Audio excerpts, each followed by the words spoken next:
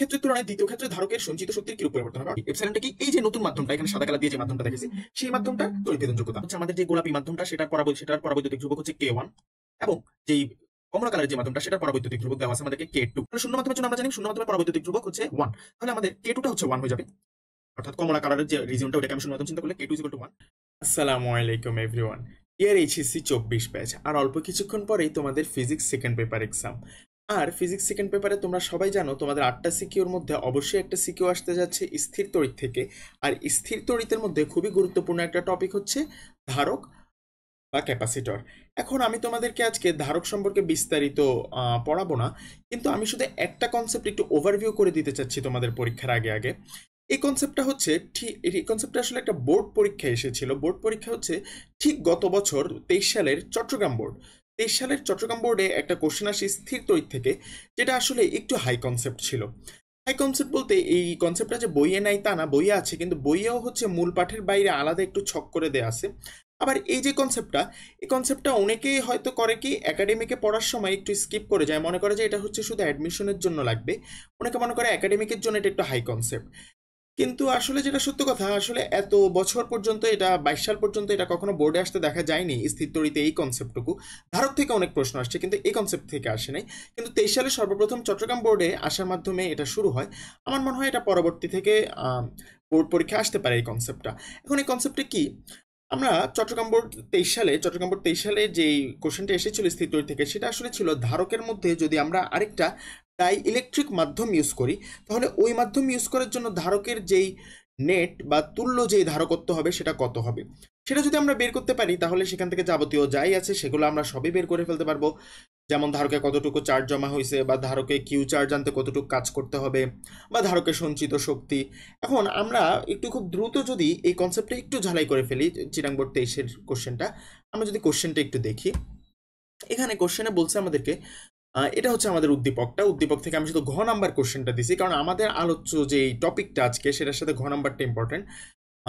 এখানে এটা হচ্ছে চিত্রটা, এবং উদ্দীপকে বলছে 20 সেন্টিমিটার স্কয়ার ক্ষেত্রফলে দুটি ধাতব পাতকে এত ব্যবধানে রেখে চিত্র অনুযায়ী ধারক তৈরি করা হলো।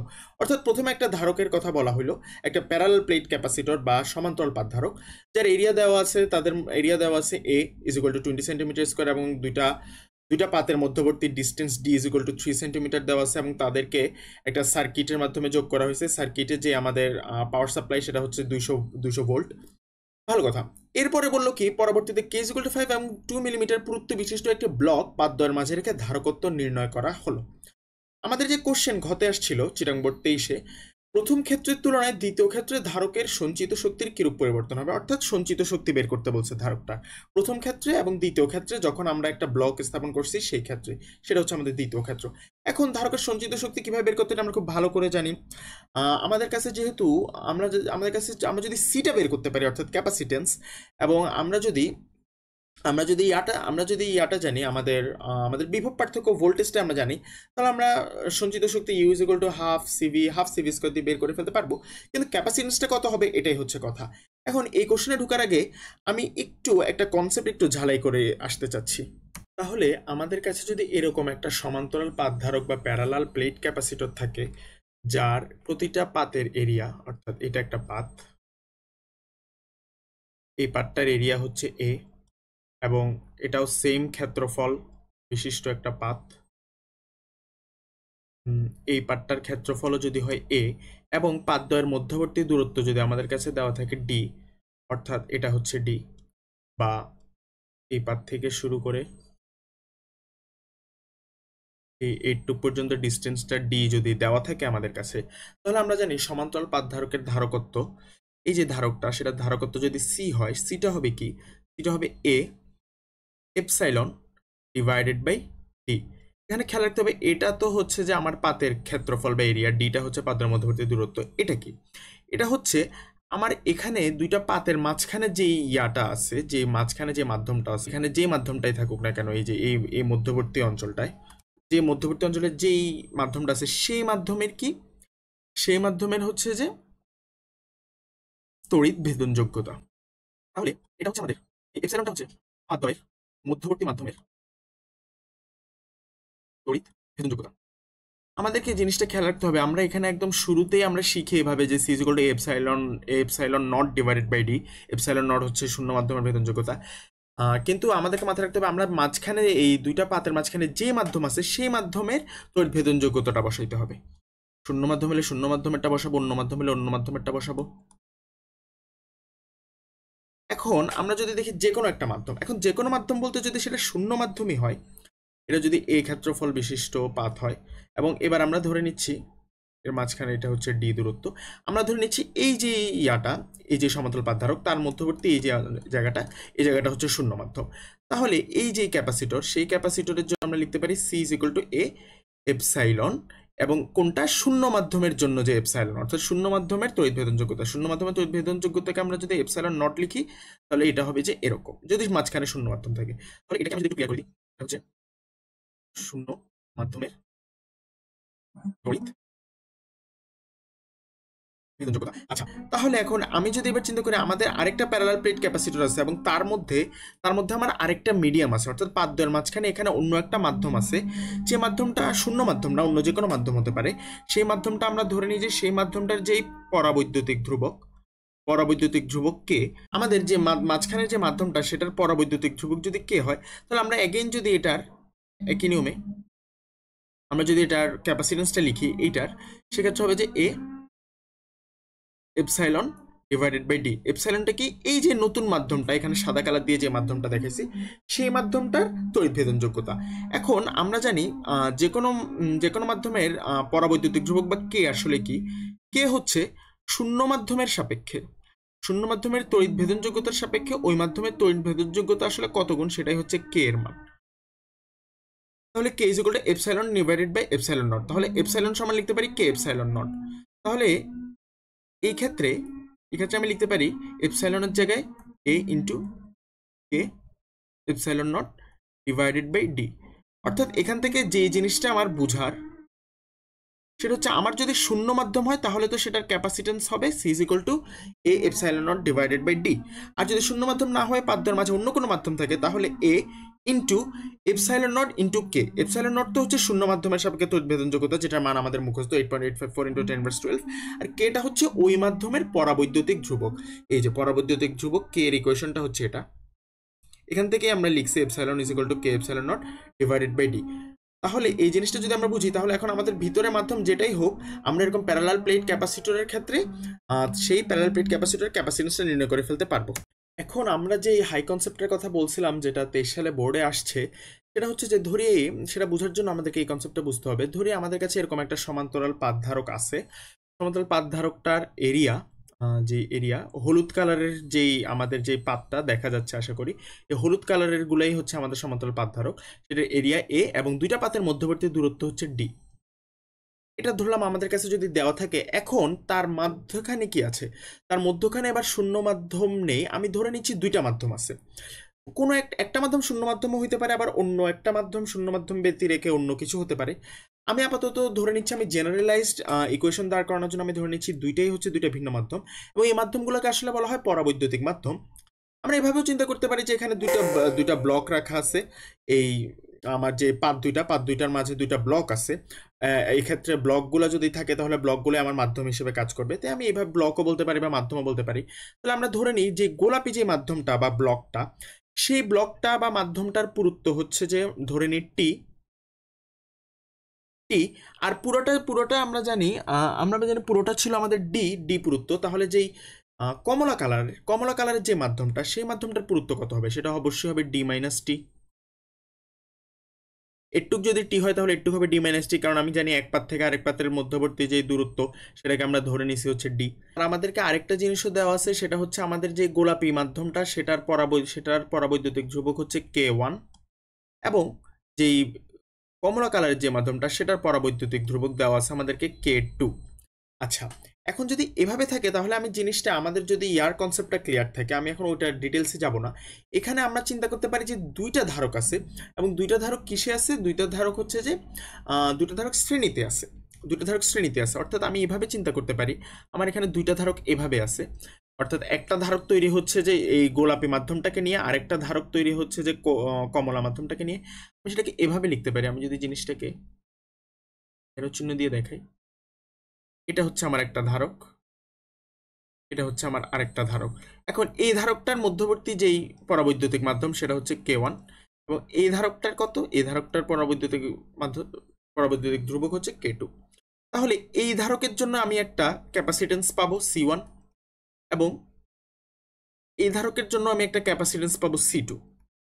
এখন এবং এই দুইটা আছে কিসে, এই দুইটা অবশ্যই আছে শ্রেণীতে বা সিরিজে। আমরা এটা চিত্র দেখে বুঝতে পারতেছি এই দোনোটার মধ্যে অবশ্যই সেম পরিমাণ চার্জ জমা হবে, তাই তারা অবশ্যই সিরিজে আছে। তাহলে C1টা কি হবে? এখন আমরা প্রথমে নিতে হবে আমাদের সূত্রটা ছিল A epsilon not divided by D. এখন ক্ষেত্রফল কত হবে? ক্ষেত্রফল আমার যেই ক্ষেত্রফলটা এইখানে যে পাতের ক্ষেত্রফল ছিল, আমার যেই দুইটা ধারক তৈরি হয়েছে তাদের ক্ষেত্রফল এই থাকবে, এটার ক্ষেত্রফল আমার এই আছে। এখন এখানে হচ্ছে যে এবার আমার লাগবে কি এপসাইলন। এপসাইলনকে আমরা লিখবো K1 এপসাইলন নট। প্রথমটার জন্য আমরা কি লিখবো? K1 এপসাইলন নট, অর্থাৎ শূন্য মাধ্যমের সাপেক্ষে লিখলাম। কিভাবে লিখতে পারলাম? কারণ আমাদেরকে পরাবৈদ্যুতিক ধ্রুবকটা দেওয়া আছে, এই মাধ্যমে পরাবৈদ্যুতিক ধ্রুবক দেওয়া আছে, এবং এভাবে যে প্যারালাল প্লেট ক্যাপাসিটরের ক্ষেত্রে লেখা যায় সেটা একটু আগে আমরা দেখে আসলাম। তাহলে A into K1 epsilon not divided by, এখন পুরুত্ব আমরা এখানে লিখতাম ডি বা অর্থাৎ পুরুত্ব। এখন এই গোলাপি যে মাধ্যমটা অর্থাৎ C1 এর জন্য পুরুত্ব হচ্ছে টি, তাহলে এখানে আমরা পুরুত্ব লিখব টি। এক্ষেত্রেও তো আমার এরিয়া এ, পাতের এরিয়া এ, এবং এক্ষেত্রে আমার যেই এপসাইলন সেটা হবে যে K2 এপসাইলন নট, অর্থাৎ শূন্য মাধ্যমের সাপেক্ষে লিখলে, কারণ আমাদের শূন্য মাধ্যমের জন্য এপসাইলন নটের মান আমাদের মুখস্থ আছে। এবার হচ্ছে পুরুত্ব আমরা এখানে লিখে রাখলাম যে এটা হচ্ছে ডি মাইনাস টি ছিল। তাহলে আমাদের এখন এই যে এটা একটা ক্যাপাসিটর, এটা একটা ক্যাপাসিটর, এই দুটোটা শ্রেণীতে আছে। এখন আমি চাইলে এদের একটা তুল্য ক্যাপাসিট্যান্স নির্ণয় করতে পারি। অর্থাৎ এই দুইটার বদলে যদি আমি চিন্তা করি একটা, আমি যদি এদের ইকুইভ্যালেন্টটা নিই, আমি যদি এদের বদলে শুধু একটা ধারক চিন্তা করি যেটা হচ্ছে এই দুটোটার তুল্য ধারক, তাহলে এটার যে ক্যাপাসিটেন্স আসবে সেটা হবে যে সি ইকুইভ্যালেন্ট। এখন সি ইকুইভ্যালেন্টের মানটা কি হবে? আমরা জানি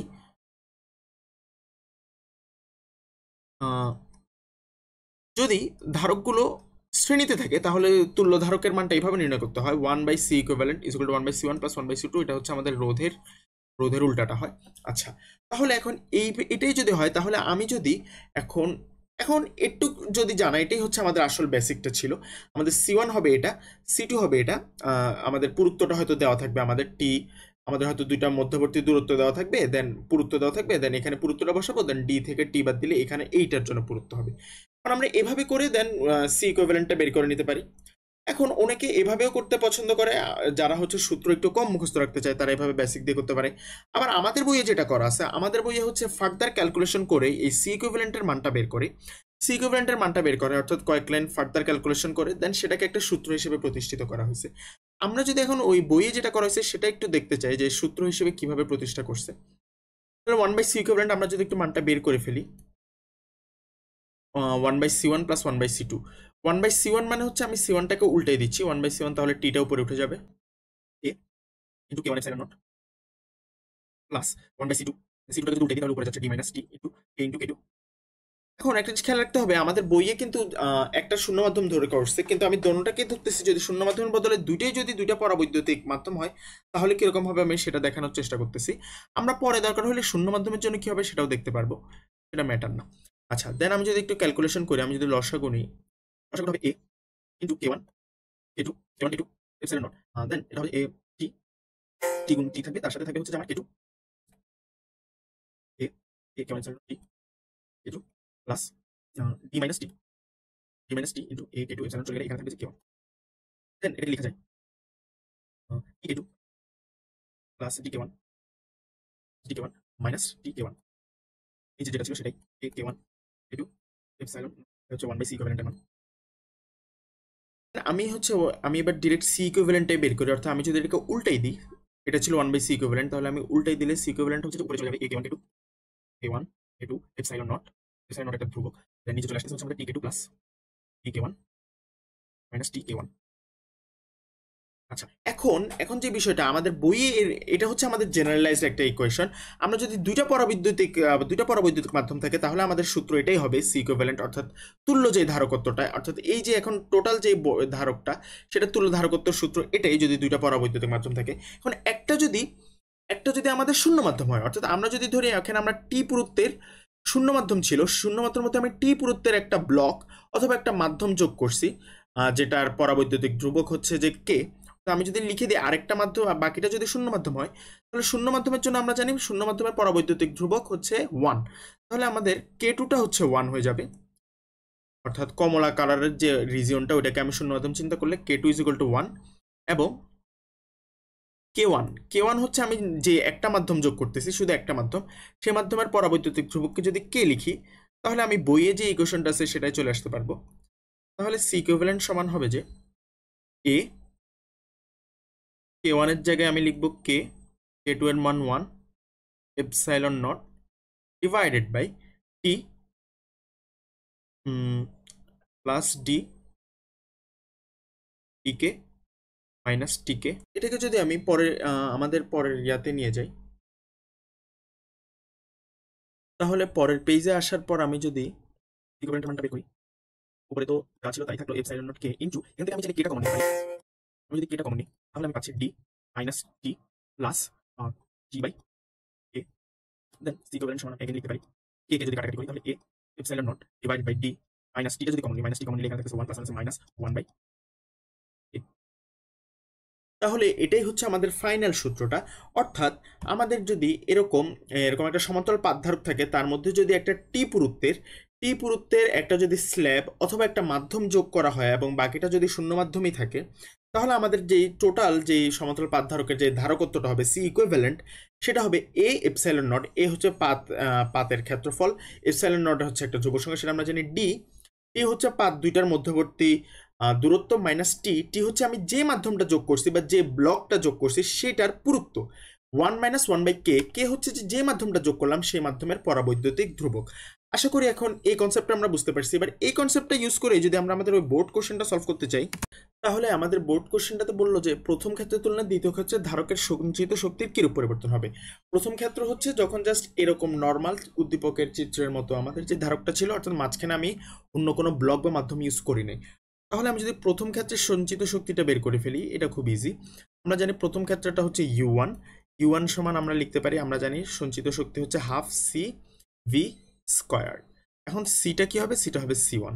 আচ্ছা, তাহলে হাফ, সি1টাকে আমার কাছে দেওয়া আছে, দেওয়া নাই, কিন্তু আমি সিটা বের করতে পারি। সেটা কিভাবে, A epsilon not divided by D দিয়ে। এখন কিন্তু আমার মাঝখানে শূন্য মাধ্যম আছে, যেহেতু অন্য কোনো মাধ্যমের কথা বলে নাই, এবং এটা হচ্ছে ব্লক যোগ করার আগে। তাহলে A epsilon not divided by D হচ্ছে সি1 এর মান ইন্টু ভি স্কোয়ার্ড। এখন আমি যদি মানগুলো একটু বসাই দিই, half into area 20 centimetre square আছে, সেটাকে মিটার স্কোয়ার নিলে 10 ইনভার্স 4।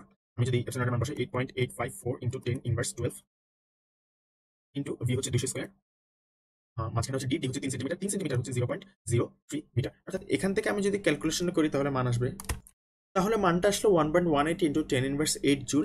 আমরা যদি দ্বিতীয় ক্ষেত্রে এবার সঞ্চিত শক্তি নির্ণয় করতে যাই, আমরা যদি পরের স্লাইডে যে দ্বিতীয়টা নির্ণয় করি, তাহলে ইউ2 অর্থাৎ মাধ্যম বা ব্লকটা যোগ করার পর হবে কত, হাফ সিভি স্কোয়ার্ড, সিটা হবে সি2, কারণ এবার ক্যাপাসিটেন্স চেঞ্জ হয়ে যাবে অবশ্যই, কারণ মাঝখানে মাধ্যম যোগ করতেছি, ইন্টু ভি স্কোয়ার্ড। আচ্ছা, এখন হাফ তো ভালো কথা, ধ্রুবক, ভি তো জানি 200 ভোল্ট, সি2টা কত, সি2টা হচ্ছে মাধ্যম যোগ করার পর। এখন মাধ্যম যোগ করার পর কি, আমরা একটু আগে একটা শর্টকাট সূত্রই দেখে আসছি, ওই সূত্রটা যদি আমরা আবার একটু দেখে আসি, সূত্রটা কি ছিল, সূত্রটা আমরা একটু আগে ডিরাইভ করলাম, সেটা হচ্ছে আমি বক্স করে দিছিলাম। সূত্রটা হচ্ছে C equivalent is equal to A epsilon not divided by D minus T into 1 minus 1 by K. এই সূত্রটাই যদি আমরা লিখি, তাহলে আমরা লিখতে পারি হাফ ইন্টু সি2 অর্থাৎ সি ইকুইভ্যালেন্ট ছিল A epsilon not divided by D minus T into 1 by 1 minus 1 by K. এটা গেল সি2 এর মান ইন্টু ভি স্কোয়ার্ড। আচ্ছা, তাহলে এখন আমি যদি মানগুলা বসাই দিই, আমাদের এটা তো হচ্ছে আমাদের পাঁচ যে ধারক, সেটা হচ্ছে 20 সেন্টিমিটার স্কোয়ার, এটা হচ্ছে এ, ভালো কথা। তাহলে 20 ইন্টু 10 ইনভার্স 4, তাহলে মিটার স্কোয়ার গেল। এপসাইলন নটের মান আমরা জানি 8.854 ইন্টু 10 ইনভার্স 12। আসলে আমাদের কনসেপ্টটা বোঝাটা ইম্পর্টেন্ট, ম্যাথ আমরা সবাই পারবো। ইন্টু ভি স্কোয়ার হচ্ছে 200 স্কোয়ার, 200 ভোল্ট স্কোয়ার। এটা কি, এটা হচ্ছে পাতদ্বয়ের মধ্যবর্তী ব্যবধান, যেটা প্রথমেই দেওয়া ছিল, সেটা হচ্ছে আমাদের ডি, সেটা হচ্ছে 3 সেন্টিমিটার, মানে হচ্ছে 0.03 মিটার, মাইনাস টিটা কি, টিটা কি ছিল, আমরা যদি একটু খেয়াল করি, আমাদের একটু আগে আমরা বলেছিলাম টিটা ছিল আমরা যে মাঝখানে যে ব্লক বা মাধ্যম ইউজ করছি সেটার পুরুত্ব, সেটা কত, সেটা হচ্ছে 2 মিলিমিটার। তাহলে এটাই হচ্ছে আমাদের টি এর মান। তাহলে টি এর মান যদি আমরা বসাই 2 মিলিমিটার, মানে হচ্ছে 0 0 2 ইন্টু 1 মাইনাস 1 বাই কে। এটা কি আমি যে মাধ্যমটা ইউজ করছি সেই মাধ্যমটার পরাবৈদ্যুতিক ধ্রুবক, সেটা এখানে দেওয়া আছে 5, এবং আরেকটা মাধ্যম যে বাদ বাকি অংশটুকু তো শূন্য মাধ্যমে আছে, তাই আমরা এই সূত্রটা ইউজ করলাম। তাহলে এখানে কত বসাবো? এর মান 5 বসিয়ে দিলাম। এবার যদি আমরা ক্যালকুলেশনটা করি, আমাদের মানটা তাহলে আসলো 1.247 ইন্টু 10⁻8 জুল, যেটা হচ্ছে U2 এর মান। আর ওইখান থেকে আমরা দেখতে পাচ্ছি U1 ছিল 1.18 ইন্টু 10⁻8 জুল। তার মানে আমাদের U2টা হচ্ছে U1 এর চেয়ে বড়। আমাদেরকে সেটাই দেখাতে বলছে, আমাদেরকে বলছে যে শক্তির কিরূপ পরিবর্তন হবে। তাহলে আমরা বলতে পারি, আমরা দেখতে পাচ্ছি U2 is greater than U1 হবে। অর্থাৎ এটাই ছিল আমাদের যে চট্টগ্রাম বোর্ডে যে কনসেপ্টটা, হাই কনসেপ্টটা এসেছিল, যেটা সাধারণত আমরা অ্যাডমিশনের জন্য ফেলে রাখি, কিন্তু একাডেমিকেও এরকম কনসেপ্ট আসতে পারে, সেটাই আমি দেখাইলাম। এবং এটার জন্য যে কনসেপ্টটা গুরুত্বপূর্ণ ছিল সেই কনসেপ্টটা প্রথমে দেখাইলাম, অ্যান্ড দেন ম্যাথটা খুবই সোজা। আসলে ম্যাথটা হচ্ছে আমাদের যদি কনসেপ্টটা ক্লিয়ার থাকে তাহলে সেই কনসেপ্ট দিয়ে আমরা ম্যাথটা করতে পারবো। এবং আমরা ম্যাথটা করে দেখাইলাম, আমরা ওই সূত্রটা ইউজ করলাম, epsilon not divided by D minus T into 1 minus 1 by K. এবং এটা কখন ইউজ করতে হয়, কীভাবে ইউজ করতে হয় সেটাও বুঝলাম। দেন আমরা ফাইনাল যে আনসারটা পেলাম সেটা হচ্ছে U2 is greater than U1। তাহলে আজকের জন্য এতটুকুই। আমার ক্লাস লেকচারটা যদি তোমাদের ভালো লাগে তাহলে ফ্রেন্ডদের সাথে শেয়ার করে দিও, লাইক, কমেন্ট, এবং আমার চ্যানেলটা একটু সাবস্ক্রাইব করে দিও, এবং তোমাদের যে কোনো মতামত কমেন্ট বক্সে জানাইও। আশা করতেছি তোমাদের সবার ফিজিক্স সেকেন্ড পরীক্ষা অনেক বেশি ভালো হবে।